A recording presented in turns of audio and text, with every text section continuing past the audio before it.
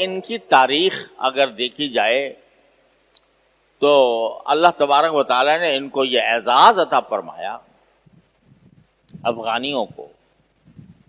اور میں اگر پیچھے جاؤں تو ہندوستان کے اندر جو مسلمانوں کی حکومت تقریباً 600 سال قائم رہی ہندوستان میں، بر صغیر میں، وہ بھی اگر دیکھا جائے تو افغانیوں کی بدولت، کیونکہ ہندو کی ذہنیت یہ ہے کہ وہ کبھی مسلمان کو برداشت نہیں کرتا. ہندو نے پوری تاریخ ہماری یہ بتاتی ہے کہ ہندوؤں نے ہمیشہ مسلمانوں پر ظلم و ستم کیے، ہمیشہ مسلمانوں کو تہ تیغ کیا، ہمیشہ مسلمانوں کا خون بہایا. لیکن جب کبھی ہندوؤں نے یہ حرکت کی تو مسلمانوں کو ہندوؤں کے ظلم و ستم سے نجات دلانے کے لیے افغانستان کے لوگ آئے. حضرت شاہ ولی اللہ صاحب رحمۃ اللہ علیہ کے زمانے میں مرہٹوں کا سکہ چلا ہوا تھا اور مرہٹوں کی طرف سے مسلمانوں کے اوپر ظلم و ستم کے پہاڑ توڑے جا رہے تھے. تو حضرت شاہ ولی اللہ صاحب رحمۃ اللہ علیہ نے افغانستان میں خط لکھا افغانستان کے حاکم احمد شاہ ابدالی کو، اور وہ احمد شاہ ابدالی افغانستان سے آئے اور آ کر پانی پت کی جنگ میں مرہٹوں کو ایسی عبرتناک شکست دی کہ جس کے بعد مدت تک وہ سر نہیں اٹھا سکے. اس سے پہلے محمود غزنوی رحمت اللہ علیہ، انہوں نے جب دیکھا کہ مسلمانوں پر یہاں ظلم و ستم ہو رہا ہے تو محمود غزنوی نے مسلمانوں کو ظلم و ستم سے بچانے کے لیے غزنی سے سفر کر کے ہندوستان کے اوپر حملے کیے اور سومناتھ کا مندر توڑا. علاؤدین خلجی وہ بھی ان افغانستان کے تھے اور انہوں نے آ کر ہندوستان کے اندر اسلامی حکومت قائم کی. تو پورے ہندوستان کے اوپر مسلمانوں کی حکومت کا جو طویل دور ہے وہ بھی در حقیقت افغانوں کی بہادری اور ان کے جذبہ ایمانی کا مرہون منت ہے.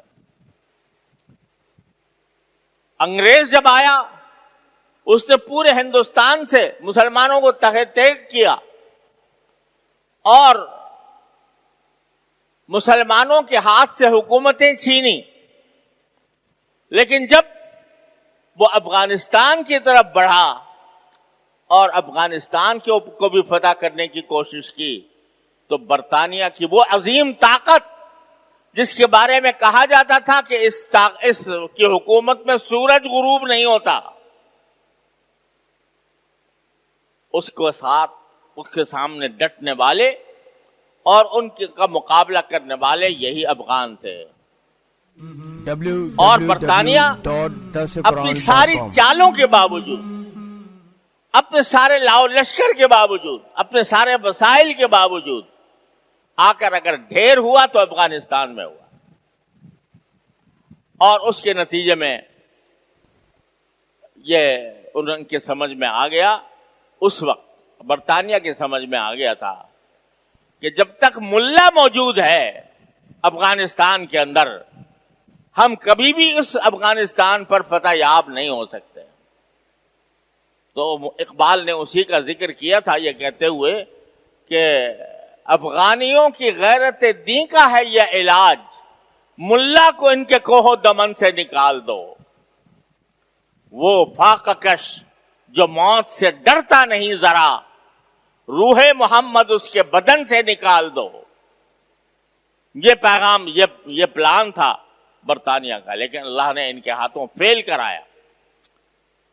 اس کے بعد اس وقت دو طاقتیں دنیا کے اوپر حکمرانی کر رہی تھی، دو سپر طاقتیں، ایک روس اور ایک امریکہ.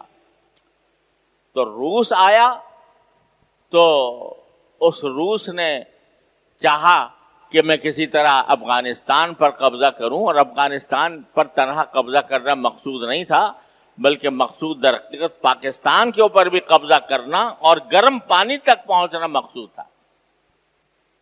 لیکن اللہ تعالیٰ نے اس کو بھی، اس عظیم طاقت کو جو اس پر ایک سپر طاقت سمجھی جاتی تھی، سوویت یونین، اللہ تعالیٰ نے افغان مجاہدین کے ذریعے ہی اس کا قلع قمع کیا.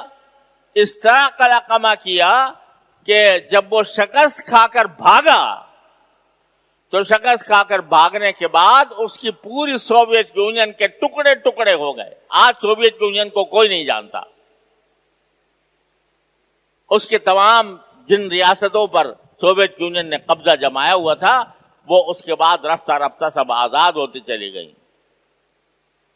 ٹوٹ گیا، وہ سپر طاقت ٹوٹ گئی، اس کی طاقت زمین میں دفن ہو گئی. وہ بھی اللہ تعالیٰ نے ان کے ذریعے کرائی اور ان کے جذبہ ایمانی کے ذریعے کرائی. اب دوسری سپر طاقت واحد رہ گئی تھی، وہ امریکہ، جو کہتی تھی کہ اب جو ہے ساری دنیا کے اوپر میری حکومت ہے، ساری دنیا پر میں واحد طاقت میں ہوں. اس نے حملہ کیا،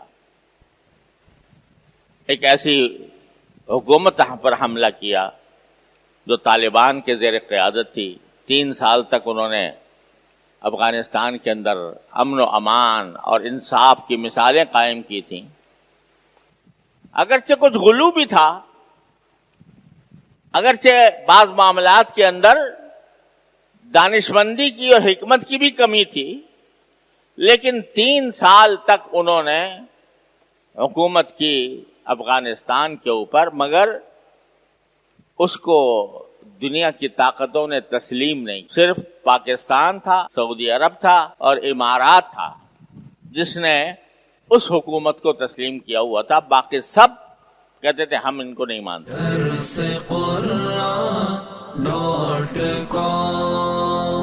www.darsequran.com